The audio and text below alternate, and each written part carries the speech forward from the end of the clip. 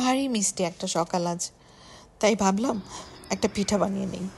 এই পিঠাটি বানাতে আমার লাগে চালের গুঁড়ো, পানি, নারকেলের গুঁড়ো এবং খেজুরের গুড়।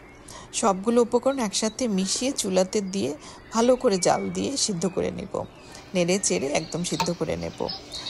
বাই দ্য ওয়ে, শুভ সকাল, কেমন আছেন সবাই? আসসালামু আলাইকুম।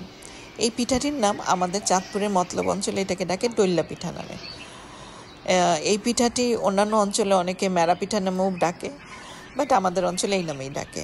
হয়তো বা ডোলে ডোলে বানাতে হয় দেখে এটার নাম ডইল্লা পিঠা। সো ভালো করে আমরা এটা মিশিয়ে চুলাতে জাল দিয়ে এই সিদ্ধ এরকম করে বানিয়ে নিব এবং তারপর এটাকে একটা পাত্রে নিয়ে নিব এবং পাত্রে নিয়ে এই মিশ্রণটাকে ভালো করে মধ্যে একটা ডো বানিয়ে নিব।